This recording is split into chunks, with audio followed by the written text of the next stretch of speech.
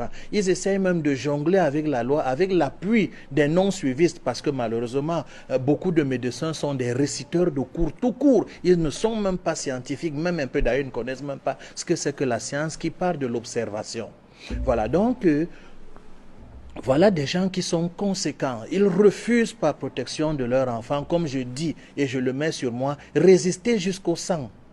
Parce qu'il y a quelqu'un dans mon arrondissement, quelque part dans le pays où je suis, qui a promis vacciner mes enfants par force. Donc, vous voyez, pourquoi? Je lui demande, mais pourquoi est-ce que tu vas vacciner par force? Les réponses ne sont pas là. L'ordre vient de l'Organisation mondiale de la santé. Encore une fois. Et quand bien même nous causons avec des médecins pour amener un peu leur esprit au dépercement, donc comme dépercer, ils disent Organisation mondiale de la santé et ministère de la santé.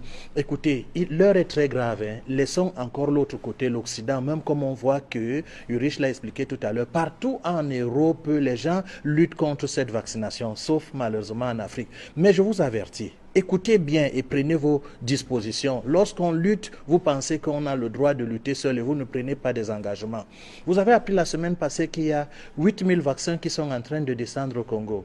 D'informations sur les protocoles qui régissent les périodes d'épidémie ne sont pas respectées. Mais les vaccinés n'ont rien à voir avec les zones où il y a des c'est en ville. Et vous savez ce qui se passe. Pour ceux qui suivent Afrique Santé, il y a 4 ans, nous avons eu une vidéo, Ulrich, tu te souviens, nous avions eu une vidéo où on ne guérit par exemple pas d'Ebola. Quand il est combattu par le système immunitaire, il fuit. On a attrapé le virus caché dans les testicules. Quand ces gens sont vaccinés, ils deviennent des incubateurs. Donc dans 10 ou 15 ans, on aura une autre épidémie d'Ebola. C'est-à-dire, eux, ils seront immunisés, mais Ebola atténué sera en eux. Et en pissant sur la route, ils pourront créer une épidémie. Il faut voir, les médecins ne veulent pas se réveiller et c'est comme ça qu'on nous tue. Ils disent qu'il ne faut pas trahir la science. Voilà la vraie trahison de la science, ne pas réfléchir, ne pas observer. Je vous avertis. Ça, c'est le cas d'Ebola qui est capable de décimer la moitié du continent. Mais d'un autre côté maintenant, la stérilisation des masses est en cours.